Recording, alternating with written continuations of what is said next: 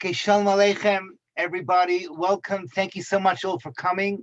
I just wanted to begin by giving a huge thank you, number one, to the Chazak organization for hosting today. This is a huge, big privilege to be hosted by Chazak.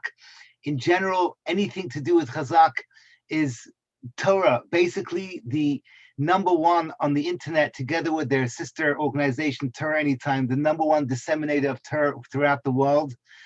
Continue to do what you're doing in such a powerful and beautiful way, and continue to disseminate Torah to all four corners of the world. Yeshakach, thank you so much for what you're doing.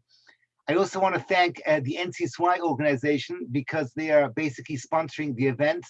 And normally Thursday night, which for me is 6 o'clock in the morning, 11 o'clock in New York, is time when I learn with NCSY staff, and we learn together advanced sugyas. It's called the online Chabura for NCSY staff.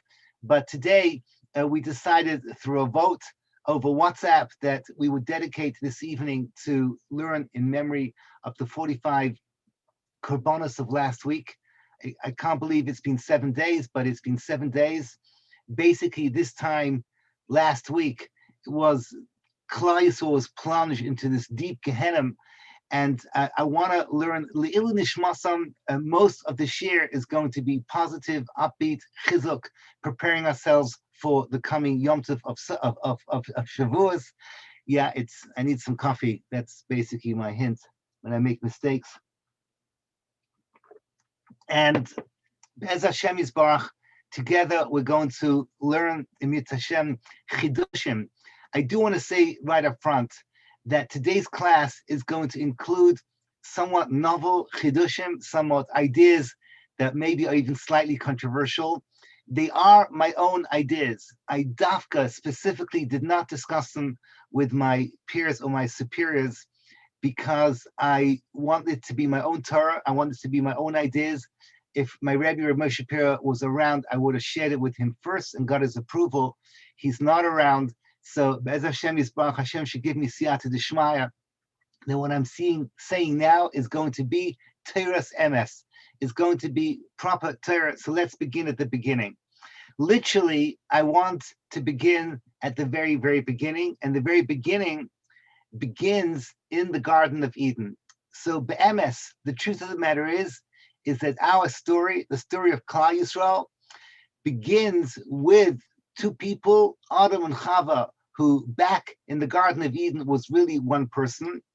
And I want to go over points that I know that you all know, but I want to go over points where we're all on the same page, so that if it's possible that you heard different versions of what I'm about to say, at least we can say this is Menachem Nissel's presentation.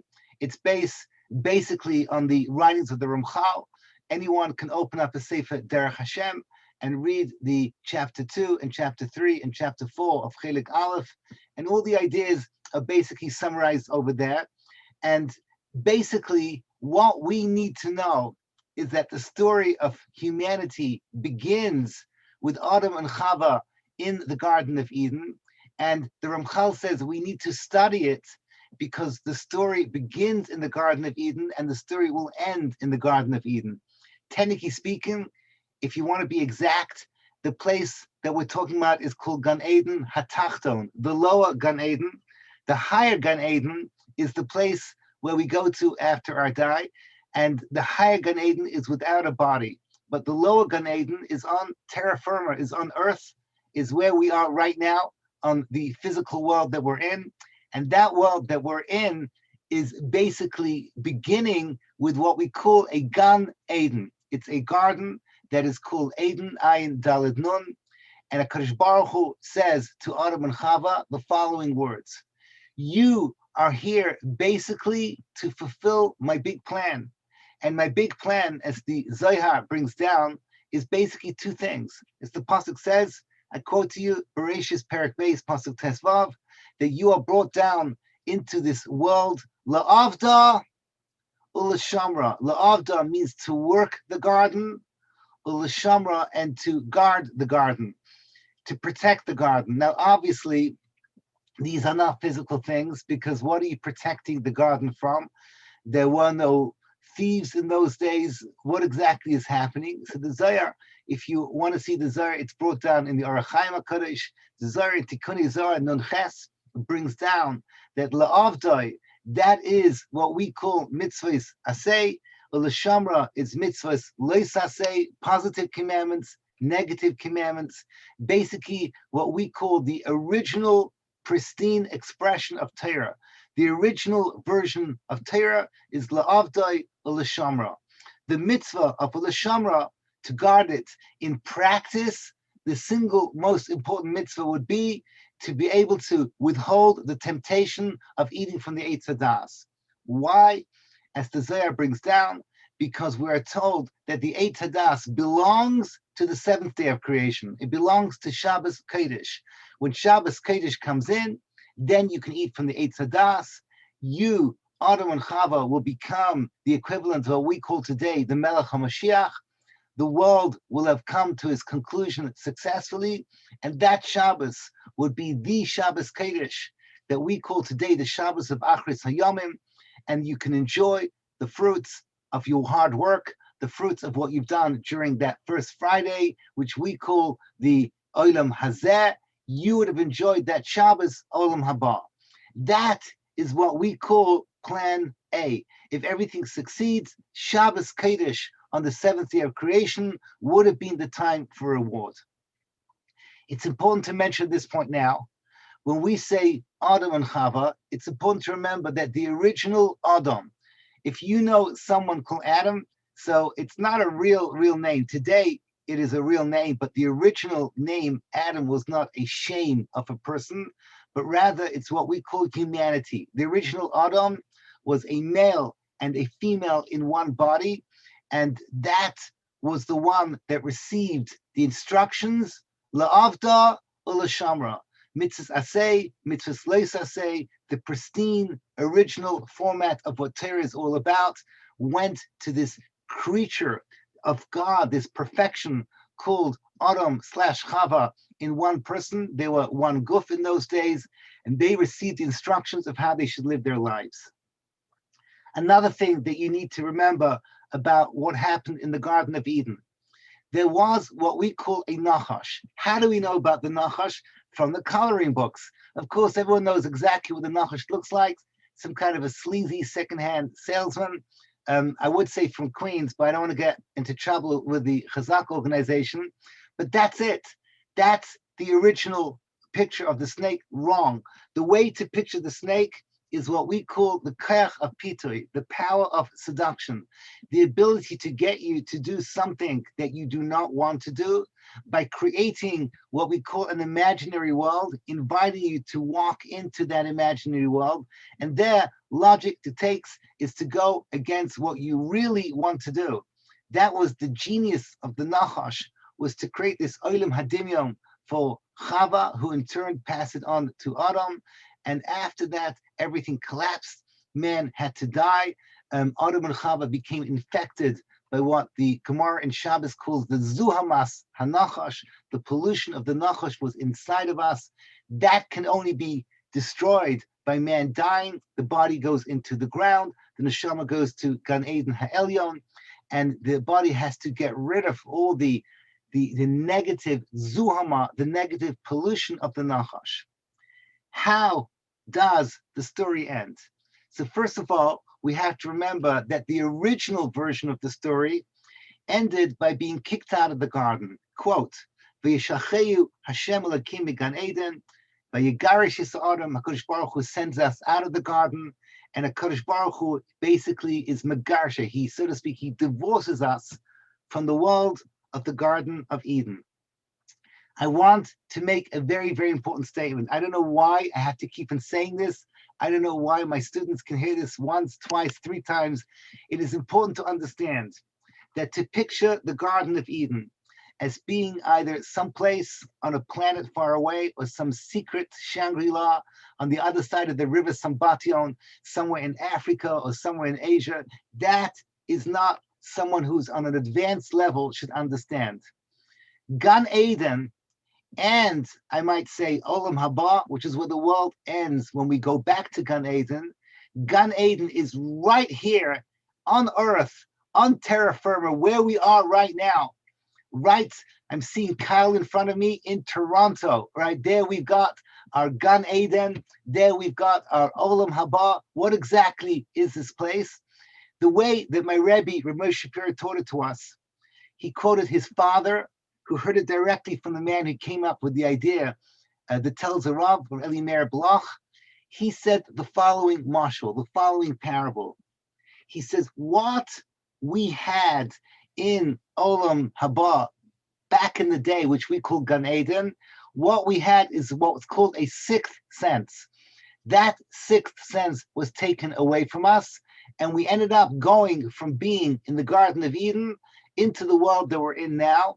And that's exactly what we get back when we go into this place called Olam Haba. Let me explain this just with a mashal. Imagine a universe where everyone only has 4 senses.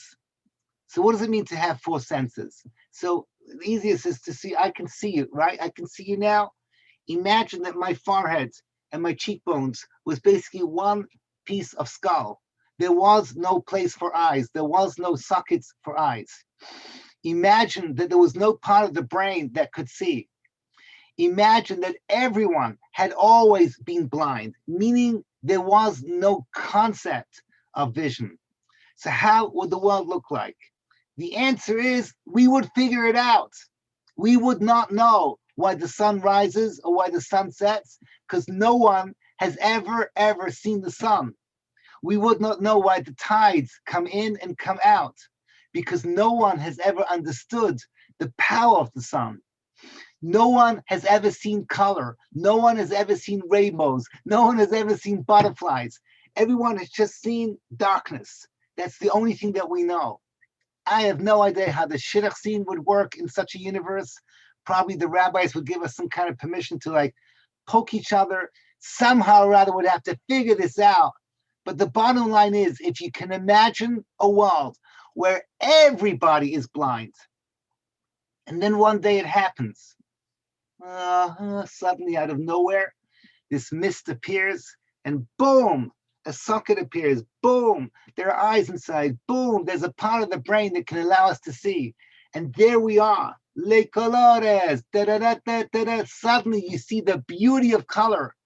You can see everything. You see the sunshine. You see the butterflies. You see the rainbows. And suddenly you realize who you have married and spend the next 20 minutes crying or laughing, depending on your muzzle. The bottom line is that then with your 5th sense of sight, all the questions you ever had become answered. And suddenly you can see properly and understand properly so many things that until now was just a puzzle. Boom, boom, boom, boom, boom. Everything falls into place. Says my Rebbe, quoting his father, quoting the Tells of Rav. That's exactly what we had and what we lost. We had in the Garden of Eden a 6th sense. We had a 6th sense. When Akash Baruch Hu kicked us out, we lost that 6th sense. And we entered into the world that we have now, where the Garden of Eden cannot be seen. What is Olam Haba? Olam Haba is not some distant planet, some Star Wars scene where we go, din, din, din, din, din, and we go to some far distant planet at the edge of the universe. I don't think anyone is from my age group will remember the restaurant at the edge of the universe. It is a reference to a 1960s novel. The bottom line is that it's not going to happen. We're not going to go to some faraway place and see whatever. There's the Avos and the Amos smiling, welcome to Olam Haba. And we have people that are going to be making us sushi, because how else are we going to be eating the Leviathan? Thank God that the Japanese gave us sushi. Without that, we'd have to eat schmaltz herring. No one wants schmaltz herring anymore, not from the younger generation. The bottom line is, that's not what's going to happen. It's going to be right here, which is going to have the ability to see properly. And when you can see properly, then suddenly everything falls into place. If you want me to say the words I just said, but a little better in terms of machshava, this is the way to say it. If my right hand is called the higher worlds, and my left hand is called the lower worlds, so the Garden of Eden is where everything is in perfect sync. That's it. That is also Olam Haba, in perfect sync, the higher worlds and the lower worlds. Olam Hazeh is when things are like this. Everything is distorted. Everything is not in tandem. So that's what we have now, and that's why this world is so complicated. I just want to say one more thing. My Rebbe Ramesh Shapiro, using the sixth sense marshal, it's so powerful.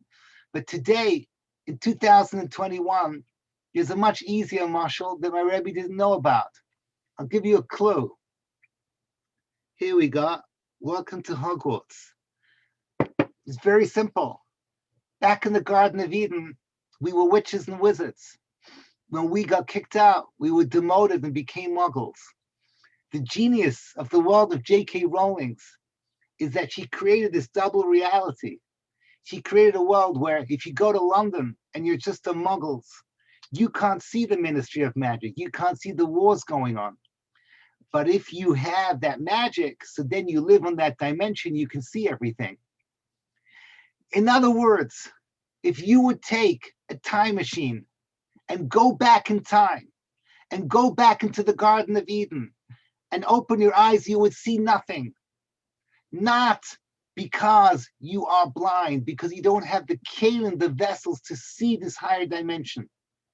That's what we had in the Garden of Eden. That's exactly what we will have in Olam Haba. When we get that, as Hashem Yisbarach, Mashiach will come, and when Mashiach has finished his job, this world will transform into the next world.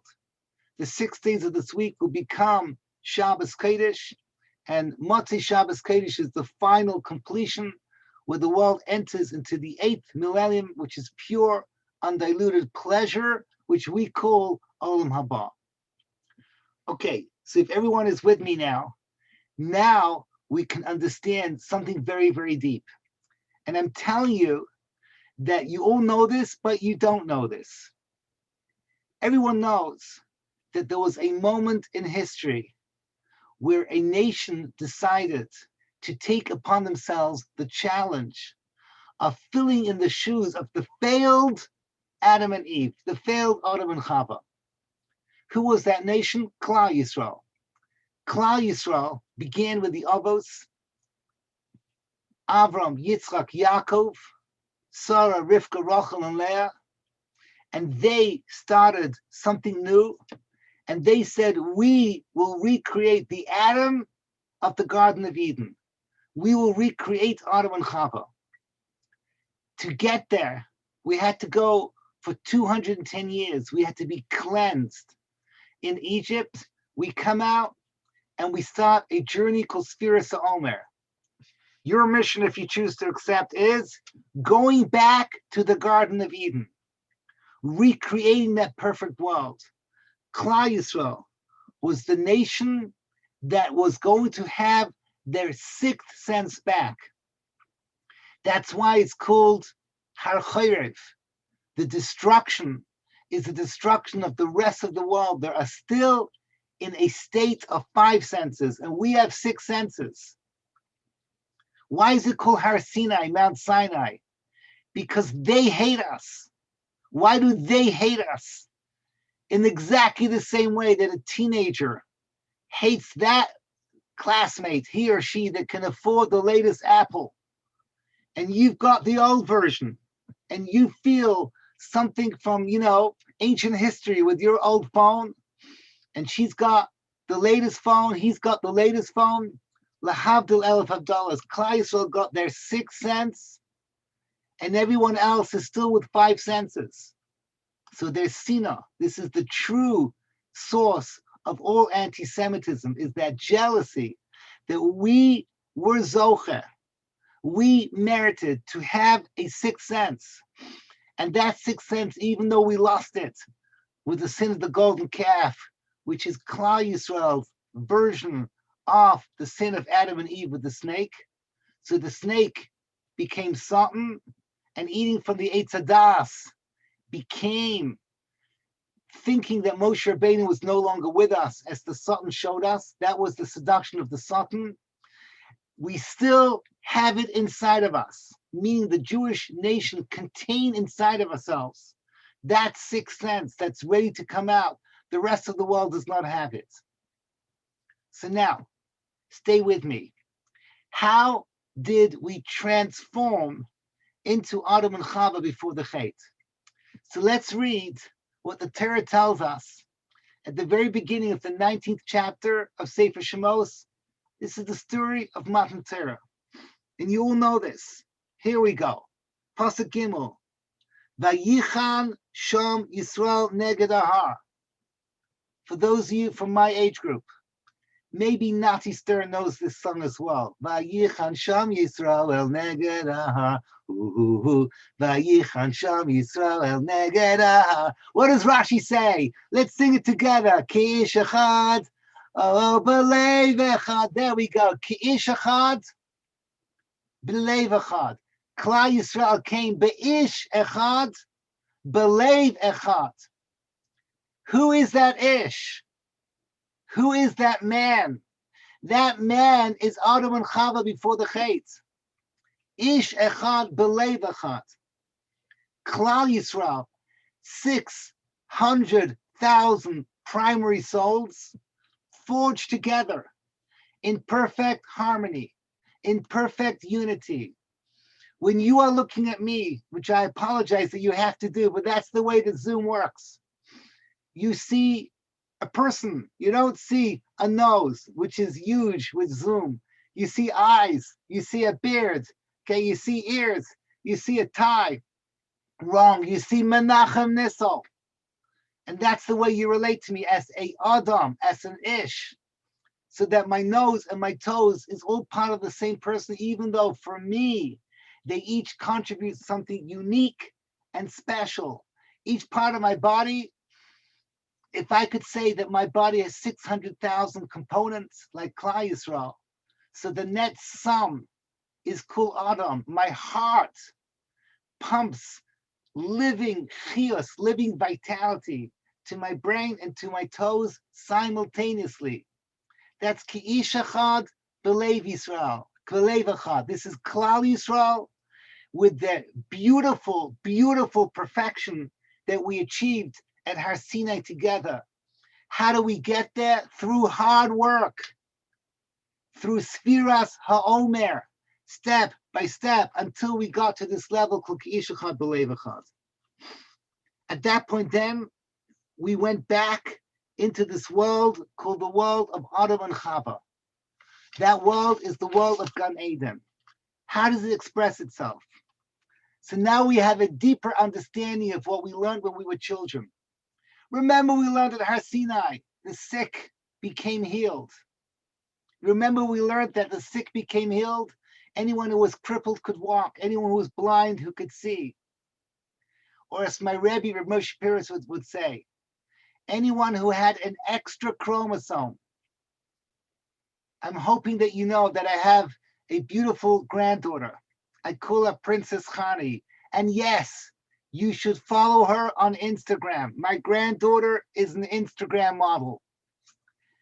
Her name is Princess_Khani. She is a 5-year-old sweetheart, what we call with Down syndrome. So she has an extra chromosome. At SInai, that chromosome is removed. And she is cured, and she is no different from anyone else. What does it mean that everyone was healed? The answer is it's because in exactly the same way Adam and Chava is perfect, and in exactly the same way that in a perfect, healthy person, their nose and their toes are in harmony, that's what happened at SInai. So by definition, we were healed. It's not by chance. By definition, we were healed. Everything went back to its pristine perfection. Let me give you one other example of what happened in SInai. It's very important to remember this, because in less than 2 weeks, we're going to be buying flowers for our shuls. Many have the custom to be buying flowers for our homes as well. I grew up in London. My sister, who's listening to me now, will testify that we literally covered the whole house with greenery. Why? Because we learned as children that the mountain was covered with beautiful flowers. Now I'll tell you what really happened, is that the mountain became the Garden of Eden. Those flowers were from the Garden of Eden. Another thing that people don't realize, today, when we think of a florist, we think of flowers, we think about the beauty of flowers.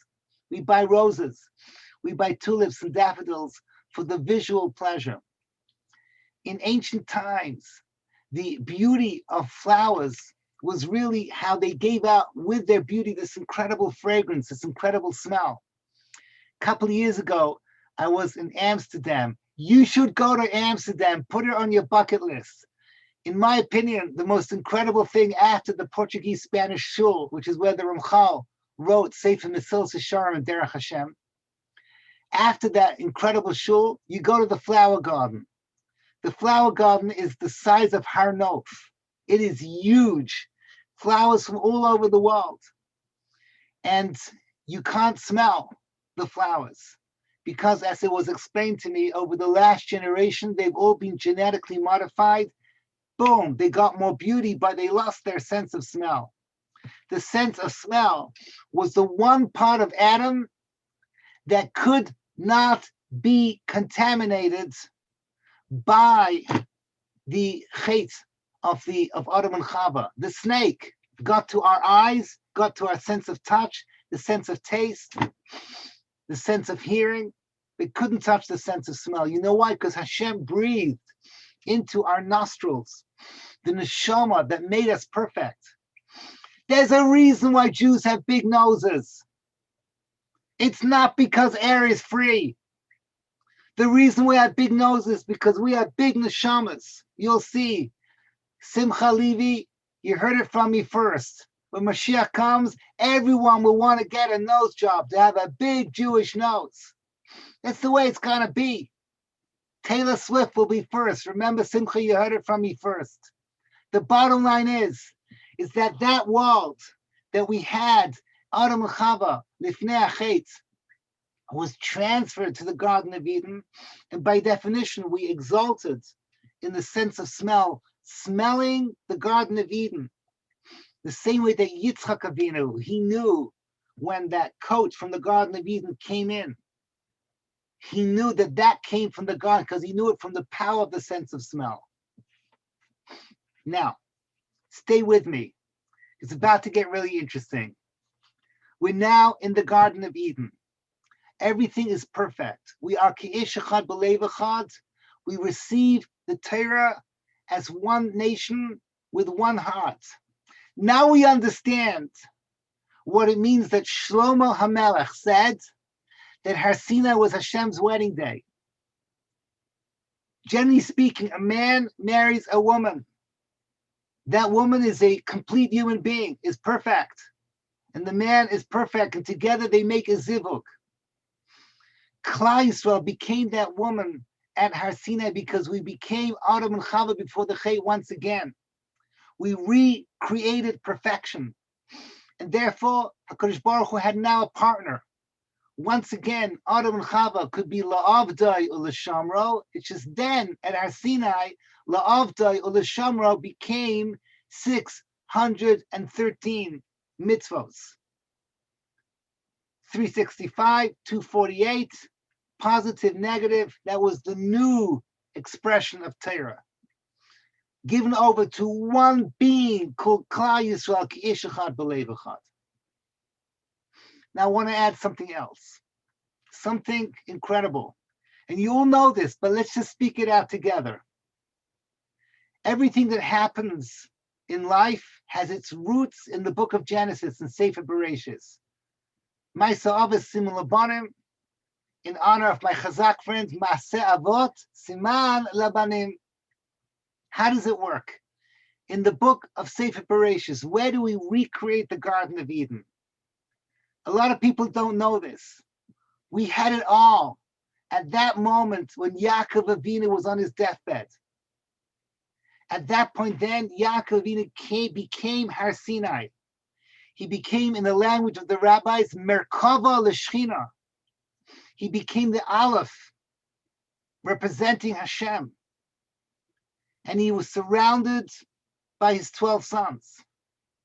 And his 12 sons positioned themselves exactly the way it was at Har Sinai, but to be more exact, the way it was in the Midbar, where you had each one of the 12 tribes imitating the Degalim, the flags that the 12 tribes had in the 4 different directions. So you had Yaakov Avinu lying on his bed, and to his right, I'm just going to give you, I wrote it down over here. Okay, he's the Merkava. Yehuda is the Mizrach, and Yehuda is Yisachar and Zvulun, one on each side. Reuven is by his head. That's Timona, that's the south. And they have Shimon and Gad. Then you have Ephraim. He is what's called Yoma, which is to the left, with Menashe and Binyamin. And finally, Dan, who's by the feet, the furthest away from the Mach of Yaakov. He is Tzafina, and next to him is Asher and Naphtali. At that moment then, Yaakov Avinu said, this is so cool, we've recreated this creation called the Garden of Eden. That's why he wanted to give the Kates. He wanted to reveal what's going to happen at the end of days. Perfect time, because we're basically there in the world of roots. When he saw that Hashem said, no, you cannot reveal it, he realized that there's problems involved. That problems involved is somehow connected to the original Chet of Adam and Haba. It's still lurking there. And he turns to his 12 sons and says, have we failed? And the 12 brothers says, no, we have not failed. The universe may have failed, but we, your sons, we're on track. This is how they said it. Shema Yisrael. Listen, Yisrael. Hashem Elokeinu, Hashem Echad. Which we're not going to explain now, but in those 4 words is the essential challenge of Klal Yisrael to bring out the original plan for Adam and Haba. The word Echad, which is where we're going back to Olam Haba. Aleph is Yaakov Avinu, who has the Merkava of the Shechina on him. Ches are the children of Rachel and Leah. Daled are the children of Bilhah and Zilpah. In the Zohar, there's a different version where Ches is the 8 people on Rachel and Bilhah side, on Leah and Zilpah side, and Daled is Rachel and Bilhah. Makes no difference. Each one unique and special. They blend together so that the word Hashem Echad, the word Echad, is Gematria 13, Aleph, and then Ches Dalet. The Aleph is Yaakov, the Ches Dalet is the 12 tribes. Now, stay with me, because we now understand that this was the creation of something called Shema Yisrael.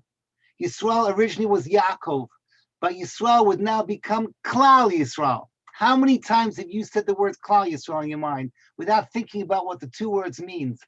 Klal Yisrael. We all add up together to make that Aleph of Echad that was Yaakov Avinu, which in turn was Adam and Haba. Yaakov Avinu was the only person in history that looked basically like Adam and Haba before the Chet. It was very confusing because when the angels in the dream were going up and down the ladder, they saw Yaakov's face at the bottom, but when they went up to the Merkava upstairs, the heavenly chariot, they saw a face of a human called Adam, and that face was the face of Yaakov, the Aleph in Echad, and then the Ches and the Dalet is surrounding him.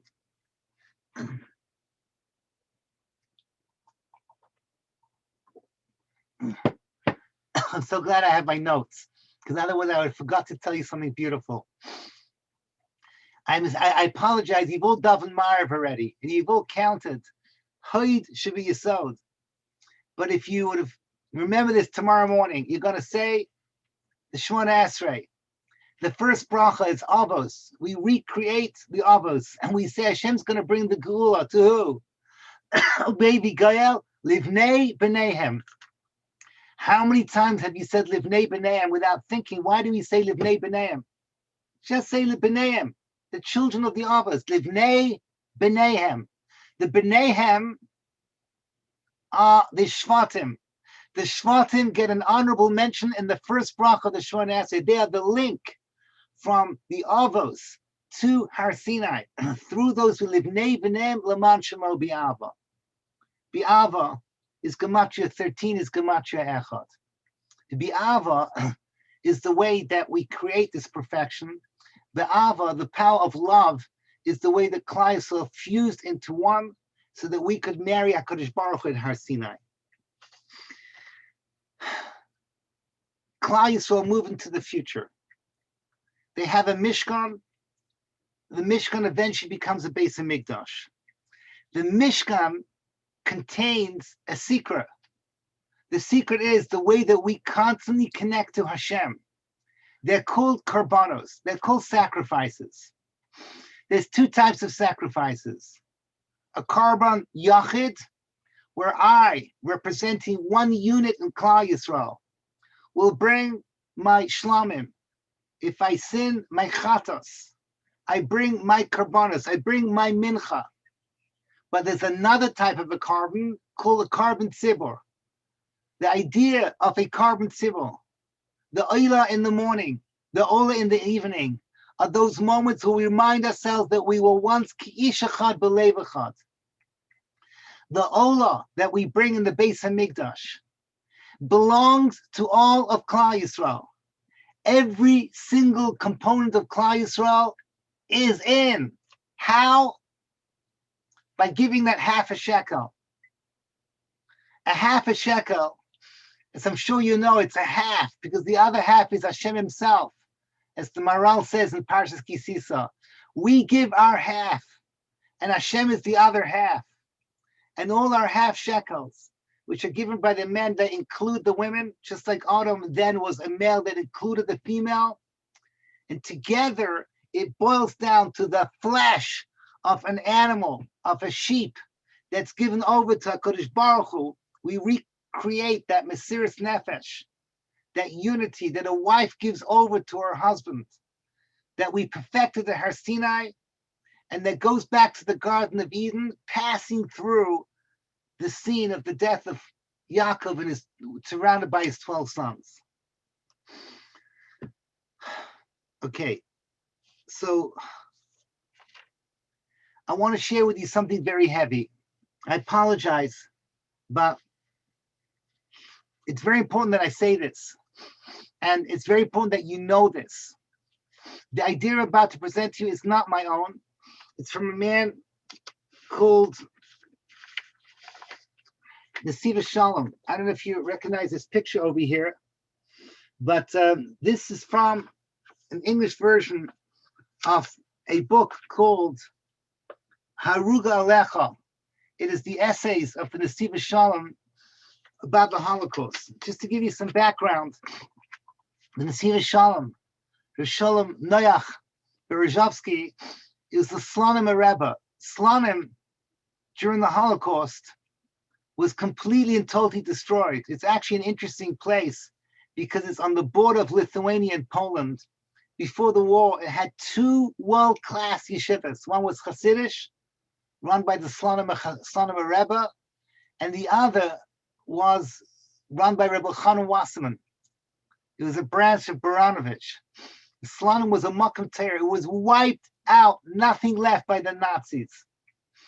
Fortunately, a generation before, and actually 100 years beforehand, the Slonim Hasidim, the Weinberg Mishpacha, they moved to Eretz Yisrael and they built in Yerushalayim, so they were saved.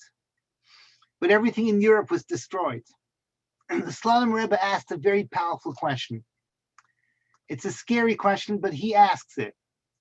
He says, let's start off and talk about the mitzvah of Kiddush Hashem. There is a mitzvah that the Rambam talks about.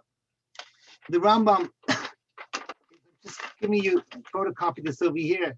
The Rambam is the classic mitzvah in Yesod Torah. The Rambam in Perek Hey brings down Kol Beis Yisrael Mitzuvim Al Kiddush Hashem Shenema V'Nigdashi B'Seich B'nei Yisrael. These are the Harugi Malchus She'ein Mal Al Malasan Ki Alecha Haragnu Kol Hayayim. Every day we die for you. Nechshavnu K'tzein Tivcha. We are like slaughtered sheep. And then he brings the pasuk. Isfilai Chasidai, my Chasidim, Karsei Brisi, who make a covenant with me, Alai Zevach. You are a sacrifice for me. It's something that's very hard for us regular people to understand. He brings, the Siva Shalom brings a medrash that says the following crazy thing. HaKadosh Baruch Hu says, I took you out of Egypt because I wanted you to give me everything so that you can be Mekadesh Hashimcha Barabim. I don't understand this. You don't understand this. But every tzaddik who's a true tzaddik, a true chassid, if you look into their soul, what they want to do is to give everything to HaKadosh Baruch Hu, like Rabbi Akiva, the teacher of Rav Shimon Bar Yochai. Rabbi Akiva's greatest moment is when he said, Hashem Echad, that one, that Echad, Klal Yisrael, giving themselves over to HaKadosh Baruch Hu was achieved by Rabbi Akiva. The Beis Yosef, Marana Bet Yosef, he wanted so desperately to be Mekadesh Shemayim. This was his dream. He brings down something that's crazy. He lived in the generation after the expulsion from Spain. He was born in Spain. And he went on, as we know, to Turkey. And Marana Bet Yosef ended up in Tzfas. But the Bet Yosef, he wanted to die al Kiddush Hashem. This was his dream.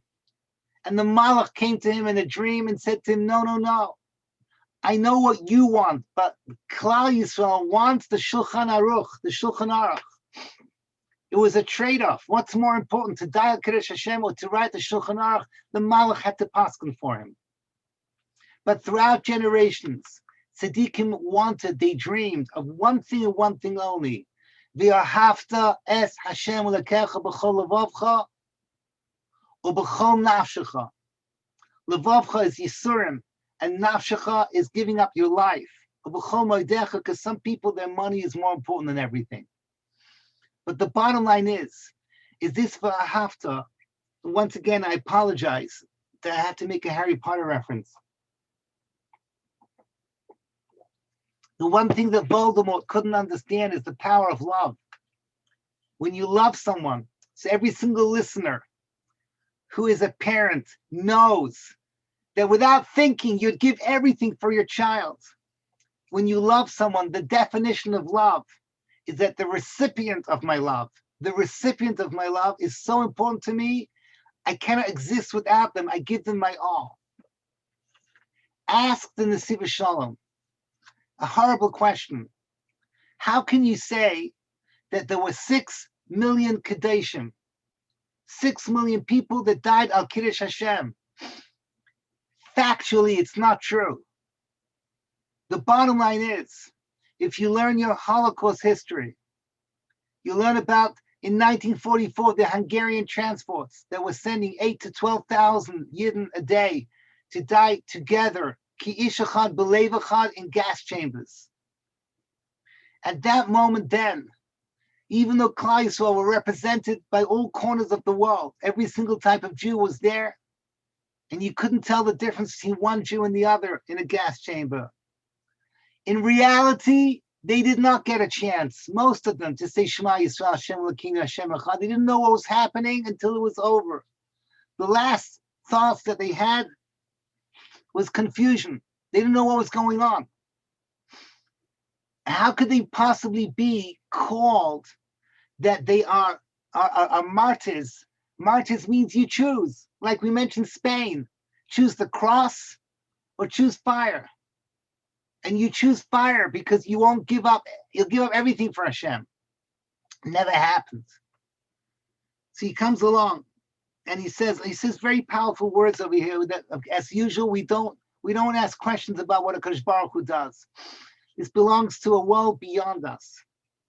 but he says the most incredibly beautiful, empowering thought. Listen carefully and remember this, please.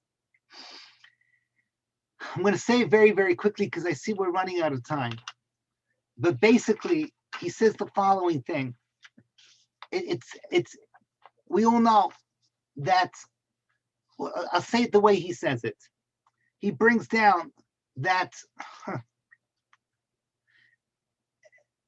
there's a Gemara in Chulin, Daf Zayin Amud Beis, where Pinchas ben Yair explains to Rabbi Yehuda Nasi. He says, I personally don't like to go to people's houses and eat because, quote, Yisrael kedoshim heim, Yisrael are all kadosh. Some people have and don't want. Some people want and don't have. This is what he writes. Some people have and don't want, means that these are the misers that are wealthy. They don't want to give food to their guests. Some people want, these are the poor people who are tzaddikim, but they don't have food to give. So together they become Yisrael kedoshim. They become Klal Yisrael, Achnachas Archim, like your home, Rabbi Yehuda Nasi. Says Tosfos, he asked the question, what do you mean? Why is a person who's a miser that doesn't want to give, why is he kadosh? And he answers, because he does it out of busha. He's embarrassed, so he gives you food. Ask the Rebbe Reb Zusha, the Heilige Rebbe Reb Zusha, the Bala, the Rebbe Reb Melech, that spoke nonstop about Kiddush Hashem. He says, why is he a kadosh? He's no different from a guy. A guy will give you food because he's embarrassed. That's how they give so much of their charity. Reb Zusha writes, and I quote, Tosfos came to me in a dream to answer me. Did you get this? Reb Nati, you hear this? The Bali Tosfos come to Reb Zusha in a dream and explain, Yisrael kedoshim heim. Yisrael is Ki'ish Echad B'Lev Echad, is a nation called Klal Yisrael. We are one nation called Klal Yisrael. Some people have but can't give. And some people give but don't have. Who are these people? Says the Bali Tosfos to the Rebbe Reb Zusha, every mitzvah has a body and has a soul. He doesn't give this example, but I want to remind you, a carbon sibur is an animal. The soul of the carbon sibur is those half shekels that every Jew gives. The half shekel, the original half shekel of Moshe Rabbeinu was made out of fire, the passion of the Yidden to be part of this thing called Klal Yisrael. And tomorrow night, when you light candles, you're physically lighting candles. You could light candles in a restaurant. But when you cry and you daven for your children, you give those candles a soul. When we put on tefillin, belongs to is animal skin. But then when we say, V'arastich li la'olam, v'arastlich b'tzedek v'misha, v'arastlich b'emunah, and suddenly we give it life. Comes along the Slonim Rebbe and said, for hundreds of years, for generations, Yidden wanted to die al Kiddush Hashem. They wanted, but they didn't have Kiddush Hashem. There was no chance to have Kiddush Hashem. So they created the soul, the neshama, of what's called national Kiddush Hashem. National giving everything over to Hashem. And HaKadosh Baruch Hu says, I want to bring Mashiach. I want to partner that neshama with the guf. So HaKadosh Baruch Hu brought the heilige bodies in the Holocaust of those millions of Yidden that didn't know what was happening and partnered them. They were the guf to the neshama of the Rebbe, Reb Melech, and all the Hasidim and all the heilige Yidden throughout the generations that wanted to give their lives to Hashem out of love and never had a chance. The Slonim Rebbe, Hasidus is so beautiful. He says, you can see that so many of these Yidden were not Shomer Torah mitzvos. Is a reason, because they're also Kadosh. They're also Kadosh. I see my sisters here. So I learned this with your grandson when we learned Tanya together this week. The only a Yid can bring a neshama that belongs to Olam and Haba, can bring it down. Even the lowest Yid can bring down that neshama. The lowest person that doesn't keep Torah mitzvahs doesn't make it that he can bring a neshama that belongs to Olam and Haba. A guy cannot do that. So now, suddenly we open our eyes. and we realize that just like we have what we call all of Klal Yisrael, were together during the Holocaust from 1939 to 1945. And the transports were Sephardim from Salonika and Ashkenazim that came from Paris, and Hasidim and that came from Galicia, and Litvisha that came from Lithuania. Doesn't make any difference. In the gas chambers, we were all one. The one thing that hit me so strongly when I started to realize what was going on, this time last week, actually, my grandson put on tefillin for the first time. Hashem gave me a bracha. I didn't know what had happened. But the moment I found out, I started to realize what was happening. The one thing that hit me so strongly is that HaKadosh Baruch Hu arranged that at the place of Rav Shimon Bar Yochai, Rav Shimon Bar Yochai is the closest we can get to the Garden of Eden. You know why? I'll tell you why. I have a sitter here. Where did he get the Zayar from? Bar Yochai. This time last week we sang it. Bar Yochai. L'stei tapuchim. Alisa, you went into the Garden of Eden. This is the field of apples. Lukul bay merkachim, to bring the holy Zayar. Seid Torah ketzitzim aprachim, with the sense of smell, with the fragrance of Torah. Nase Adam nema babarecha. You are Adam. Nas, let us make man. That Adam, Shimon Bar Yochai in Meron on Lag BaOmer brings out this kayach of Adam, the Adam that belongs to the Garden of Eden. It's a HaKadosh Baruch Hu takes, for reasons that are beyond human comprehension. He takes 45 people, but not just regular 45 people. Each one, you learn more and more about them. You can't get over the stories. It's just crazy. I wrote this down. It doesn't make any difference. I wrote this down just to make the point that this is Klal Yisrael. Those 45 people you had crushed together. They were so crushed together that some of the people that died, they died standing up. You had Sephardim and Ashkenazim. You had a Satmar Chassid, 2 Satmar Chassidim with guys wearing kippah sruga. You had a Chabadska with a Panovitcher, with Panoviches. You had Breslov Chassidim with Mira Yeshiva Bachrim. You had Toildes Aaron from Meir Sha'arim with Hesderniks. You had Cleveland, Buenos Aires, Montreal, Barapak, Muncie, and Teaneck. This for NCS Wires, the Teaneck Shalavim. Together with Yidden from Cholon, Beit Shemesh, Yerushalayim, Elad, Tel Aviv, Bnei Brak, Haifa, Ramle. You had every type of Hasidus. You had Vishnit, you had Bobov, you had Ger. HaKadosh Baruch Hu put them all together in one place and turned them into one carbon tzibur. Into one carbon tzibur. For us, I don't know why, but one thing is for sure. For some reason, before Mashiach has to come, what happened in the Holocaust was not enough. We needed another one. But this time it wasn't in Europe. This time it was in Eretz Yisrael, at the place of the man that represented the Ish Echad B'Lev Echad. The one that says Nase Adam, Nase Itzalmenu. That person created this thing called the carbon symbol. Don't think it's by chance that Adam, Ki Ish Echad B'Lev Echad, that Adam was, Reb Shimon Bar Yochai was the man that said, Atem Kriyim Adam. That's the Gemara in Bab Metzia Kuf Yud Chesem Beis. Only Klal Yisrael is Adam. The Ein Umas Ha'olam Kriyim Adam. We are the only Adam that exists. What is the gematria of Adam? Aleph is 1. Dalet is 4. Together makes 5. Mem is 40. Adam is 45. Is gematria 45. Do not say this is by chance. That together they forged together a carbon symbol. The carbon symbol belongs to all of us. It's just the carbon symbol is the guf of the carbon. The neshama has to be given by the rest of Klal Yisrael with the chatzi shekel.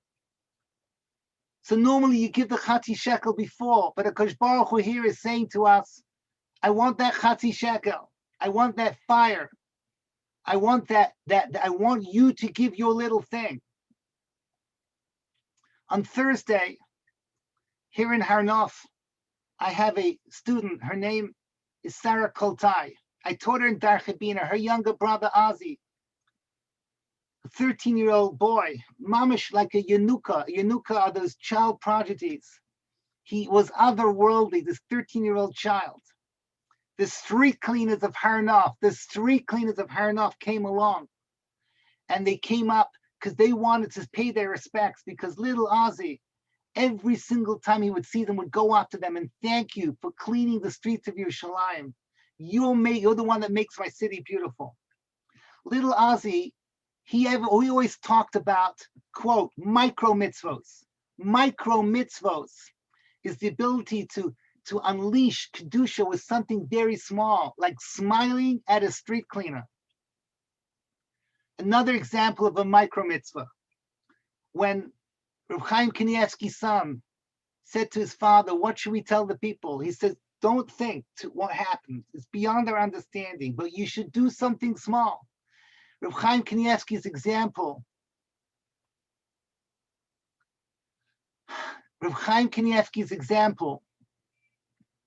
was Netilas Yadayim. Netilas Yadayim, when you wash hands, you're supposed to fill it to the top. That's my example. It's a siman of bracha. Very often we're making on that. There's lots of little pots as it tells that we can add to give hidur to a small mitzvah. I'm asking everyone that's listening to take upon themselves a micro mitzvah. And that should be the Chatzi shekel to the carbon sybil, where they gave their bodies like one. I don't even know how to say the words, but people that managed to get out of that gush of Klal Yisrael, they testified that they heard people screaming together with the word Shema Yisrael, Hashem Elokeinu, Hashem Echad. They were screaming, I moichel you. They were mochel each other because they were crushing each other to death. They were mochel with their last breath, the person that was hurting them. That's what we need to do. The Klal Yisrael has to recreate what they created in those few seconds exactly a week ago. We need to recreate. But all we can do is give our little half shekel. All we can do is give a little with fire, that we really mean it, that it really matters to us. I'm hoping that this is the last wave, what HaKadosh Baruch Hu needs to bring the final goal. I can't think of a more perfect ending. HaKadosh Baruch Hu, you've got it made. You did it. You did it at the place of Nase Adam. As my sister just pointed out, there's no plural for Adam. Adam is one, and that can only be one. And that one is Klal Yisrael. So I want to finish with something positive. If you haven't davened Maariv, when you say Shema Yisrael, or when you go to sleep and say Shema Yisrael, when you say the word Yisrael, thank Hashem for being part of Klal Yisrael. Tomorrow morning, when you say Shalom Asani Goy, you should be dancing that you're part of Klal Yisrael.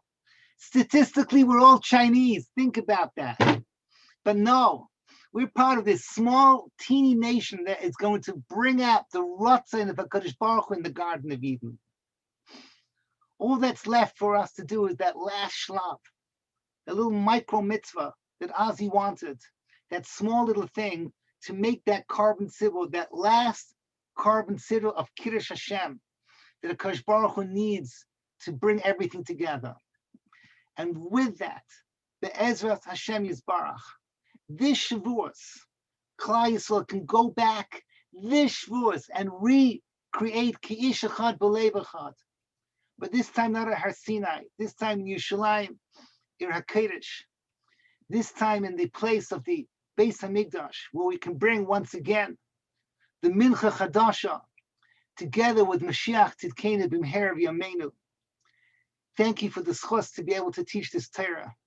And Be'ez Hashem Yisbarach, we can all laugh together when Mashiach finishes his job and there's Tchias HaMesim and all these people come back to us once again.